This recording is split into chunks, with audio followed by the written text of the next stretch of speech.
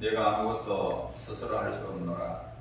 얻는 대로 심판하노니 나는 나의 뜻대로 하려 하지 않고 나를 보내신 이의 뜻대로 하려 하므로 내 심판은 의로우니라.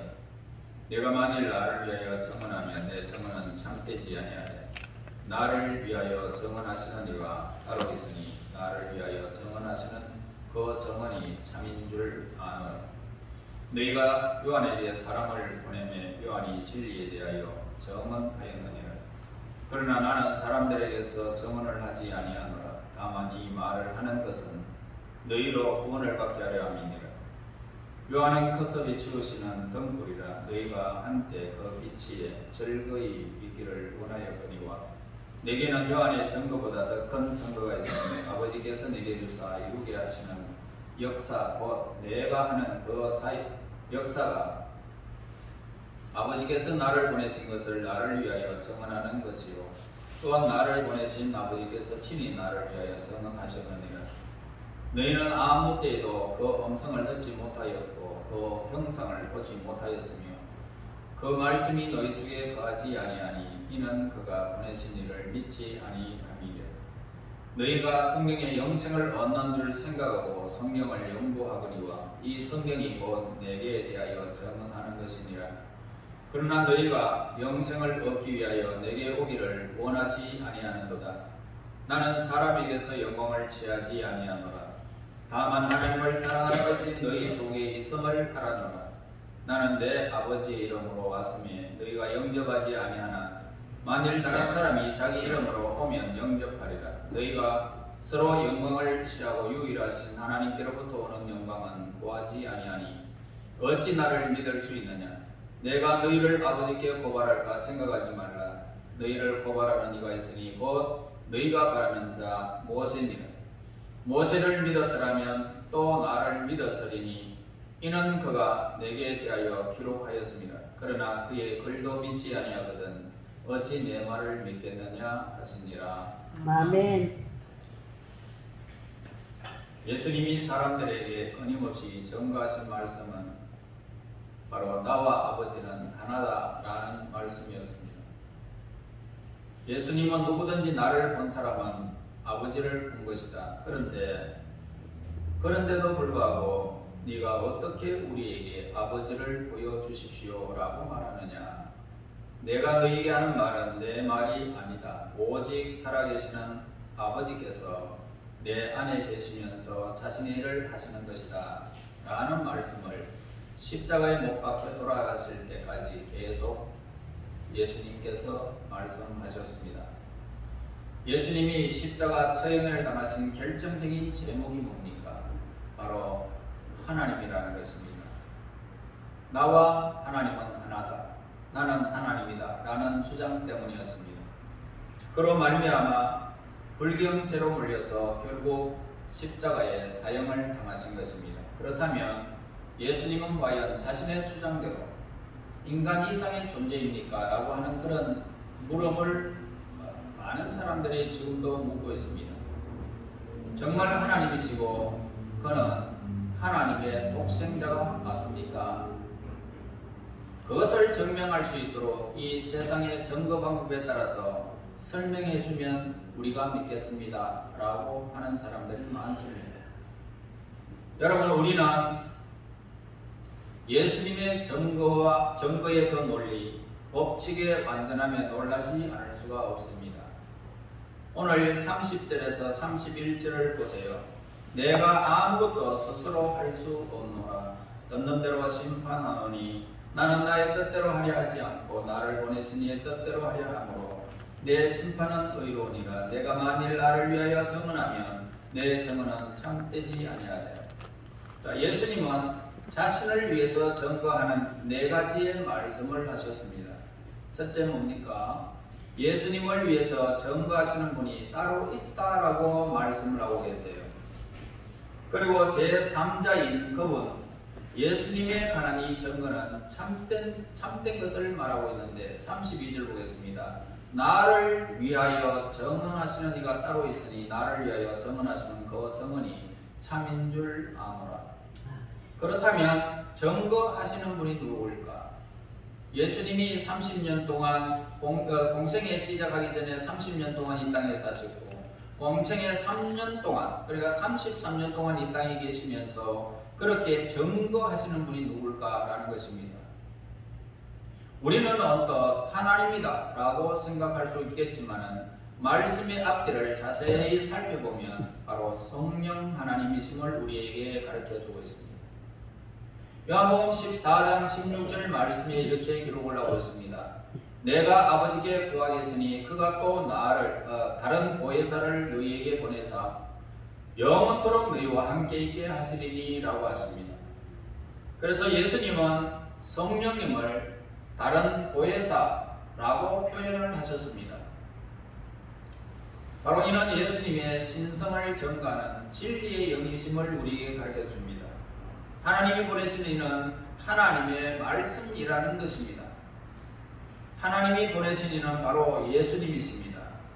우리가 하나님의 자녀라면 말하고 생각하는 것이 하나님의 뜻에 부합해야 된다는 것입니다. 그래서 하나님의 자녀라고 하면서 세상적인 생각을 하고 딴소리를 계속하게 된다면 진정 그분의 자녀가 결코 아니라는 것입니다. 하나님은 자신이 보내신 사람들에게 제한 없이 성령 하나님이 우리에게 임재해 주시고 그리고 부어 주셨습니다. 그래서 예수님께서도 우리에게도 성령님을 충만하도록 부어 주시는 분이시라는 것입니다. 그래서 예수님의 신성을 수학적 공식이나 과학적 방법으로 증명할 수는 없습니다. 오직 진리의 성령이 우리에게 오시면 그가 진리의 성령이 영적으로 오늘 우리에게 믿지 않으면 안 될 수밖에 없는 확신을 우리에게 주시는 것입니다. 그래서 성령님은 우리에게 진리를 깨닫도록 우리를 인도하시는 분이십니다. 우리는 예수님을 따르고 그분에 대해서 우리의 주인이십니다 라고 주님으로 시인하게 되고 하나님의 아들로 믿고 있는 것입니다. 그 사실을 증거하는 것은 우리의 이성이 아닙니다. 철학도 아니고 경험도 아닙니다.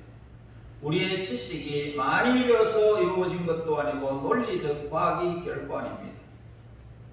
우리 안에 계시는 성령 하나님이 그분을 증거하시는 것입니다. 그래서 그분이 우리 안에 확신을 주시고 우리의 입술을 통하여 아멘 하면서 고백을 만드시는 것입니다. 예수님의 신성을 증거하시는 분은 바로 보혜사 성령 하나님이십니다. 예수님을 믿고 정확히 알아서 직접 체험하기만 한다면 어느 정도 인간적인 노력은 우리에게 필요한 것입니다.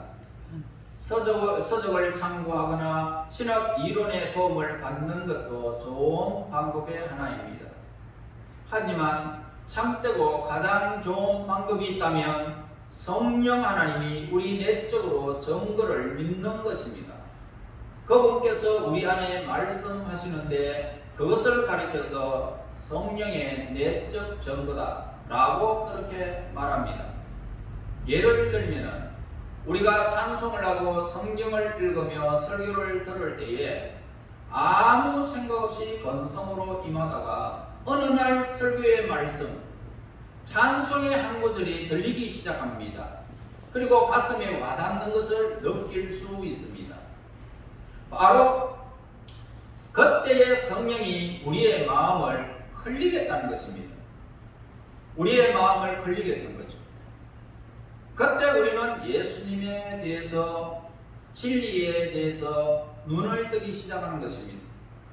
그 다음에 두 번째로는 세례 요한이 예수님의 신성을 증거를 했습니다.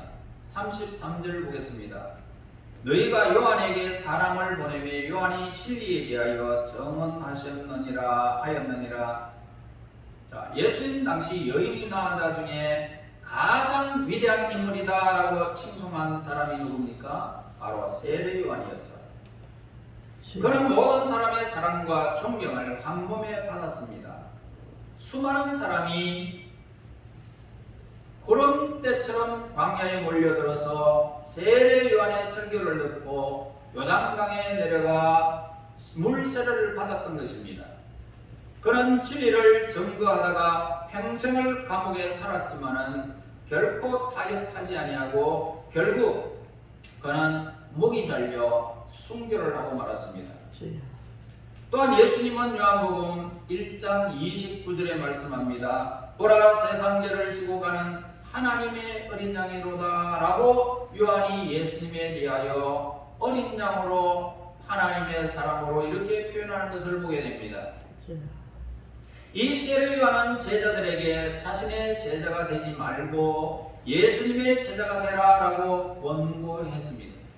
그래서 예수님께 가서 제자가 된 이 사람들이 누굴까요? 바로 안드레라고 하는 사람. 세례 요한은 나는 그분의 신발끈을 푸는 것도 감당할 수가 없다. 그분은 흥해야겠고 나는 세야겠다. 그분이 하나님의 아들로서 인류의 메시아로서 오시는데 나는 그분의 길을 곱게 하라고 광야에서 외치는 자의 소리에 불과하다 라고 그렇게 고백을 하였습니다.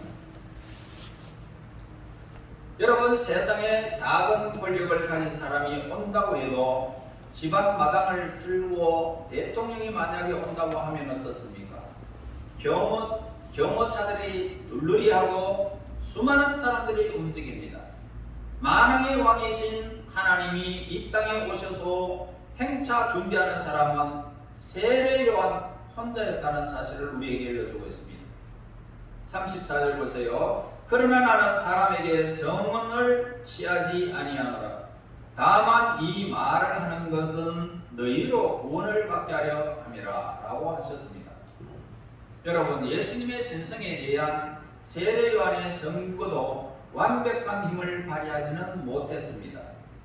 그의 증거로 말미암아 예수님이 하나님의 아들 되신 것은 아니라는 뜻입니다. 또한 그의 증거가 없다고 해서 예수님이 하나님의 독생자가 아닌 것은 결코 아니다는 것입니다. 증거가 있든 없든 예수님은 하나님의 아들이었습니다. 그분은 신성을 지닌 하나님이십니다. 그래서 예수님의 신성은 세례 요한의 증거를 필요로 하지 않다는 것입니다. 하지만 예수님이 세례 요한의 증거를 언급하시는 이유가 있어요. 우리에게 구원을 얻기 위함이었다라고 예수님께서 우리에게 가르쳐주고 있습니다. 35절 보겠습니다. 요한은 커서 비추이는 등불이라 너희가 한때 그 빛에 즐거이 있기를 원하였거니와.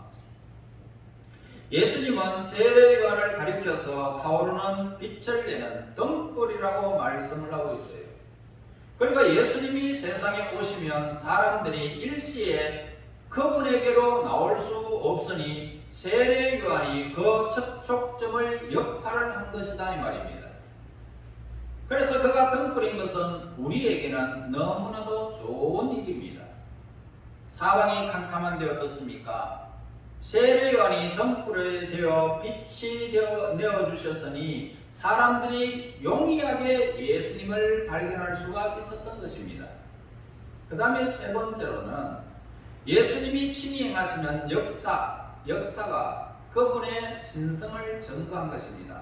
36절에 기록합니다. 내게는 요한의 증거보다 더 큰 증거가 있으니 아버지께서 내게 주사 이루게 하시는 역사 곧 내가 하는 그 역사가 아버지께서 나를 보내신 것을 나를 위하여 증언하는 것이요.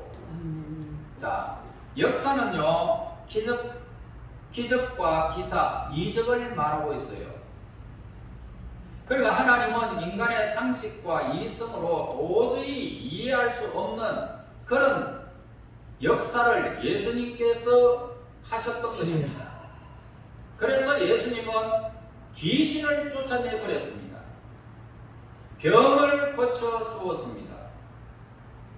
그리고 바다를 잠잠하라 그러니까 바다가 잠잠했습니다. 그리고 그 물리로 예수님은 걸어가셨습니다.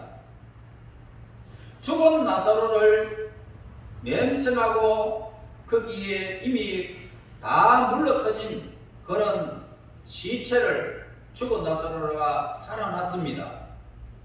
사람들은 예수님이 행하신 기적들을 보고 너무나도 큰 충격을 받게 됩니다.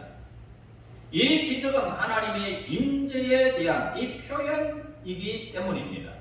그동안 한 번도 듣지도 보지도 만지지도 못한 이 기적들을 예수님이 행하셨다는 것입니다. 니고데모는 예수님이 행하신 기적들을 보면서 하나님이 보내신 선생인 줄 압니다라고 고백을 했습니다. 여러분, 인간은 모두가 부패한 본성을 가진 죄인입니다.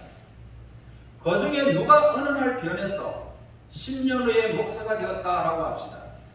그런데 그 사람의 댐데미를 너무나 잘 알고 있던 옛 친구들, 완전히 변해버린 그 사람의 인생을 어떻게 이해할 수가 있겠습니까? 가정이나 학교, 교육이 그렇게 만들 수 없다는 것입니다. 이런 예수님을 믿음으로써 가능한 변화의 한 장면을 우리는 보게 됩니다. 세상 사람들이 우리를 봅니다. 그러면서 하나님이 살아계신다라고 고백한다면 하나님께 큰 영광을 돌리는 일이라 이 말입니다. 그 다음에 네 번째, 하나님이 친히 예수님의 신성을 증거하셨습니다. 37절 38절 보겠습니다. 또한 나를 보내신 아버지께서 친히 나를 위하여 증언하셨느니라. 너희는 아무 때에도 그 음성을 듣지 못하였고 그 형상을 보지 못하였으며 그 말씀이 너희 속에 거하지 아니하니 이는 그가 보내신 이를 믿지 아니함이니라. 그러나 문제가 뭘까? 하나님의 모습과 음성 실제를 듣고 보며 만져본 사람이 없다는 데 문제가 있다는 것입니다. 하나님이 친히 예수님을 위해서 증거하신다는 멋진 말씀을 우리가 믿지 않는다는 것입니다. 사람들이 안 믿어요. 그 이유가 뭘까요? 하나님 말씀이 우리 안에 있지 않다면 안 믿습니다. 여러분이 잘 아는 사람, 아주 큰 은혜를 받은 사람이 여러분들에게 한 사람씩 있다고 생각합시다. 그러면 다른 친구들에게, 다른 사람에게 내가 그 사람의 훌륭함과 그 사람이 잊을 수 없는 말을 한다고 해도 그 사람은 그 사람을 보지 않았기 때문에 있는지 없는지, 진짜인지 가짜인지 안 믿는다는 것입니다. 이와 같은 것입니다. 여러분, 하나님의 실제는 사람의 눈에 보이지 않습니다. 하나님은 영이시기 때문에 보이지 않습니다. 그래서 그분의 실체는 인간에게 선포하신 말씀밖에는 우리에게 남는 것이 없습니다. 따라서 인간의 이 실체도 사용하시는 언어인 것이죠. 그래서 언어는 그 사람의 인격이라는 것입니다. 인격. 그렇기 때문에 천박한 말을 사용하지 마시고 욕을 하지 말아야 한다라는 것입니다. 만약 욕을 한다면 그 욕의 대상은 내가 된다는 겁니다. 장본인. 화를 낸다면 그 화의 대상은 또한 장본인은 내가 된다는 것입니다. 그래서 말은 돌덩이에서 나오지 아니하고 하늘에서도 떨어지지를 않는 것입니다. 그래서 말은 사람의 입에서 나오고 말하는 그대로 그 사람의 인격이 된다는 것입니다. 자, 우리는 하나님을 볼 수도 들을 수도 만질 수도 없는 제한된 인생입니다. 그래서 하나님을 아는 유일한 방법이 있다면 그분이 하신 이 말씀을 기록한 성경밖에는 우리에게 주어지지 않았습니다. 그래서 성경 말씀이 곧 하나님의 실제적인 것입니다. 그래서 우리가 하나님의 말씀을 귀를 막고 눈을 감고 있다면 자신의 생각이나 경험만 되풀이 된다는 것입니다. 여러분, 지금은 하나님의 말씀이 선포되는 시간입니다. 여러분들의 눈을 막지 말아야 합니다. 여러분들의 귀가 막지 말아야 됩니다. 하나님의 영광은 아무나에게 주지는 않습니다. 여러분, 그러면 하나님이 예수님의 신성에 대해서 증거하신 것을 알 수 없는 것입니다. 전혀. 자, 39절 말씀 봅니다. 너희가 성경에서 영생을 얻는 줄 생각하고 성경을 연구하거니와 이 성경이 곧 내게 대하여 증언하는 것이니라. 아멘. 우리가 가장 소중하게 생각하는 성경의 핵심이 뭡니까? 바로 예수님의 말씀이었다는 것입니다. 다시 말해서 하나님의 말씀이라는 것입니다. 하나님 말씀은 예수님의 신성을 증거하고 있습니다. 그러나 우리는 여전히 예수님을 믿기 어려워하고 마음의 확신을 갖지 못하고 있다는 것입니다. 재능이 높다고 예수님을 잘 믿는 것이 결코 아닙니다. 수백 권의 책을 읽었다고 해서 예수님을 잘 아는 것도 아닌 것입니다. 인생에서 산전수전 모두 겪고 70, 80, 90, 100세가 되었다고 해서 예수님을 더 잘 알아가는 것도 아니라는 것입니다. 성경 곧 하나님 말씀을 듣고 읽고 깨달아야 예수님을 믿을 수가 있어요. 그래서 예수님의 기적을 볼 때에 이 세례 요한의 증거를 들을 때에 성령의 내적 증거가 있을 때에 예수님의 신성을 깨닫고 믿을 수가 있는 것입니다. 그런데도 사람들은 왜 예수님의 신성을 믿지 못하고 있을까? 여러분, 예수님은 그 이유를 6가지로 설명을 하고 있어요. 왜 신성을 믿지 못하느냐? 첫째, 사람들이 예수님께로 가기를 원하지 않기 때문에 깨달지 못하는 것입니다. 40절에서 41절 보겠습니다. 그러나 너희가 영생을 얻기 위하여 내게 오기를 원하지 아니하는도다. 나는 사람에게 영광을 취하지 아니하노라. 여러분, 밥상에 앉으면 밥을 먹을 수가 있어요. 배고프다고 소리만 지른다고 해서 배가 부른 것이 아닙니다. 먹어야 돼요. 잘 차려진 밥상을 구경만 하고 냄새만 맡는다고 해서 배가 부른 것도 결코 아니라는 것입니다. 배가 고프면 밥을 먹어야 하듯이 예수님의 신성을 알려면 하나님의 말씀으로 예수님께로 나와야 되는 것입니다. 둘째로 우리 속에 하나님을 사랑하는 마음이 없기 때문에 그분을 알 수가 없습니다. 42절 보겠습니다. 다만 하나님을 사랑하는 것이 너희 속에 없음을 알았노라. 자, 인간은 하나님을 필요로 하는 존재이지만은 하나님을 사랑하는 마음을 갖고 있지 않다는 것입니다. 돈은 사랑하고 내 물건은 사랑하고 수천만 원, 수백만 원 하는 핸드백은 사랑하는데 하나님을 사랑하지 않는다. 그러면 하나님을 알 수가 없어요. 인간은 하나님을 필요로 하는 존재이지만 하나님을 사랑하는 마음이 그 속에 없다면 그는 하나님을 알 길이 없습니다. 절박한 행병에 처한 사람은 하나님 한 번만 살려주세요 라고 외칩니다. 그러나 하나님 사랑합니다 라고 말하지는 않는다는 것입니다. 한번 살려달라는 음성은 들을 수 있지만 할 수 있지만 하나님 사랑합니다 이 고백을 하지 않는다는 것입니다. 하나님 알 수 있습니까? 마치 불효자식과 똑같은 것입니다. 돈 필요하면 엄마 아버지 찾고 뭐가 필요하면 찾지만은 그렇지 않을 때는 내몰라라 하고 내팽개치는 불효자식과 같은 것입니다. 자식은 돈이 떨어지면 아버지께로 갑니다.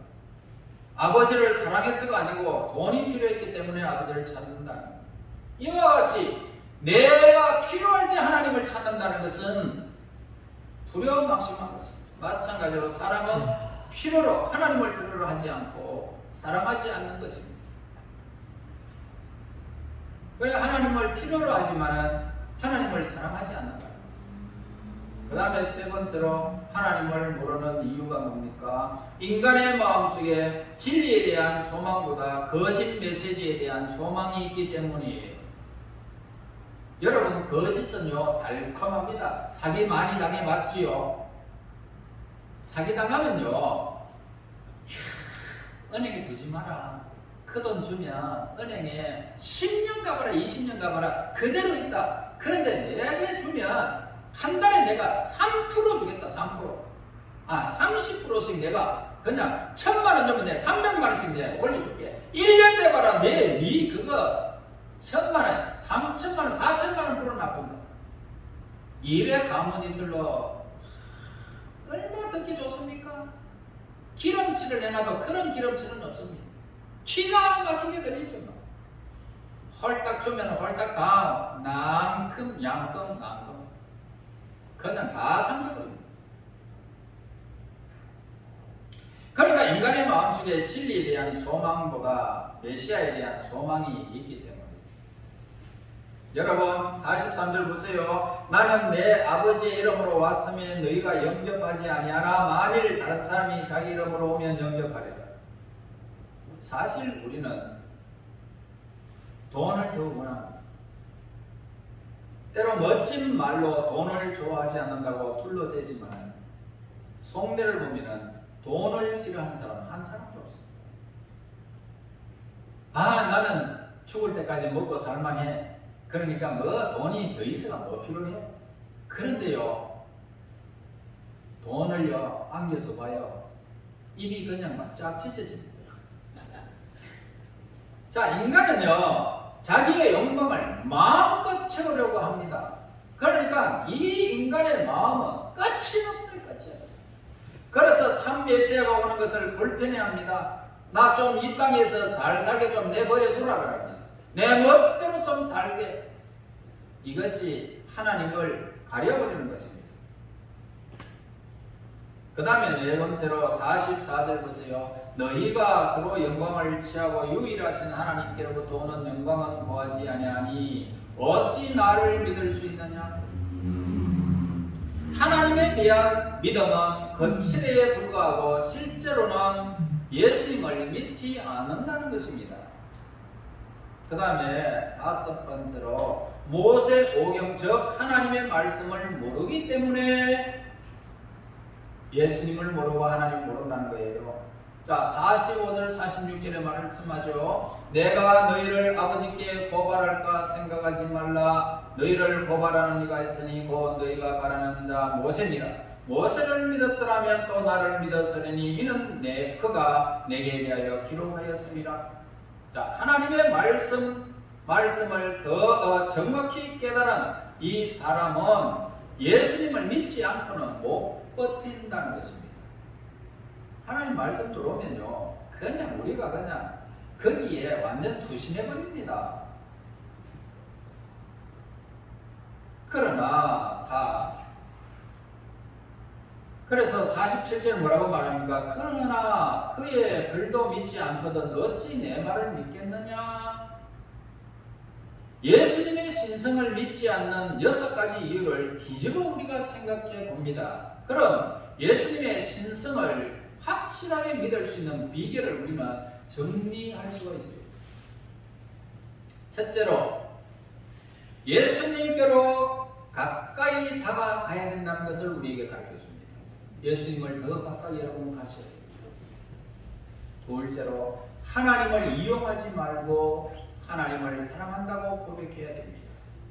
셋째로 거짓 메시아에 대한 환상을 버리고 참 메시아 예수님을 받아들이라는 것입니다. 네 번째로는 인간의 영광을 버리고 하나님의 영광을 구하라는 것입니다. 다섯 번째는 자신의 생각을 빠지지 말고 모세 오경의 메시지를 상고하라는 것입니다. 그 다음에 여섯 번째로 예수님의 말씀에 귀를 기울이라 이 말씀을 하고 있습니다. 그러면 하나님을 알고 예수님을 안다는 것입니다.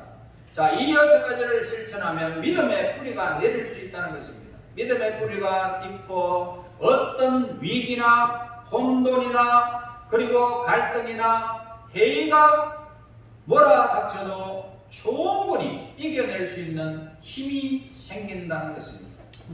여러분 어떠한 일이 있어도 하나님의 말씀으로 돌아가셔야 됩니다. 성령의 인도를 받으며 그 말씀에 투신해야 되는 것입니다. 여러분의 모든 생애를 인간의 육체의 모든 생명까지 하나님의 말씀에 투신하면은 손해볼 것이 없어요. 영육이 강건해질 것이고 여러분의 생명이 삭트는 것이고 열매 맺는 것 자리에 이르게 하실 것이고 하나님이 여러분과 함께 하시는 놀라운 권능, 기적을 여러분들이 체험하고 수많은 사람들에게 증거의 역사를 이룰 수 있다는 것입니다. 얼마나 여러분 더 말씀을 해야 하겠습니까? 아직까지도 하나님 말씀을 그냥 아무렇게나 생각하고 오늘 이 자리에 나오고 있습니까? 필요로 하십니까? 아니면 하나님을 사랑하고 있습니까? 여러분 가만히 여러분들을 생각해 보세요. 눈을 감고 하나님 하고 생각할 때 그 하나님이 느껴지십니까? 너무너무 하나님이 자상하셔서 우리의 삶의 모든 부분을 하나님이 먼저 아시고 길을 열어주시는 것, 여러분 얼마나 아름답습니까? 저는 우리 다운이를 보면서 우리 가문의 하나님께서 또 복을 주시면 그렇게 학원을 다녀도 깨달지 못했던 그런 수학 공식을 그 다른 학교에서 1등하는 아이가 그 학교 다운이 바로 옆에 앉아버렸습니다. 찾아왔어요. 그래서 지금 학원에 안 가고 수학을 잘하고 모든 공부가 지금 가 하는 방법대로 지금 따라하고 있습니다.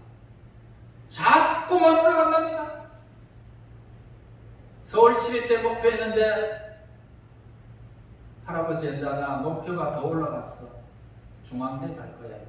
중앙대 가서 4년 장학금 받고 나는 공부할 거예요. 아멘. 여러분 얼마나 아름답게 역사하시는지 아십니까?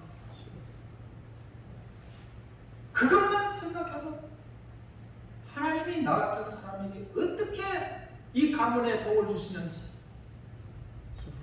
여러분 그 하나님을 여러분 사랑해야 됩니다. 어떻게 사랑하지 않을 수 있습니까? 필요로 할 때가 아니에요. 우리에게 먼 발치를 보면서 하나님이 미래를 예비하시고 가는 그 하나님, 인도하시는 그 하나님, 말씀만 따라서 그냥 하루하루 그 말씀을 따라 우리가 생활하고 믿고 따라가기만 하면 역사가 일어나는 거예요. 역사.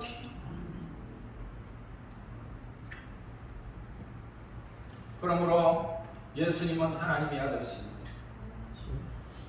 우리의 구체적인 것을 여러분 깨달으십니다. 이런 사람은 예수님을 일평생 떠나지 않을 것입니다. 예수님 안에서 믿음의 뿌리를 굳게 내려서 여러분들의 삶이, 여러분의 가문이 열매 맺는 풍성한 열매를 통하여 수많은 사람들의 부름의 대상, 존경의 대상, 하나님께 영광을 돌리는 온 가정들이, 온 우리 식구들이 되기를 예수님 이름으로 축원합니다. 하나님 은혜 감사합니다. 감사합니다. 찬양합니다. 하나님, 그 은혜를 어찌 잊을 수 있사오리까? 그 사랑 어찌 감당할 수 있사오리까?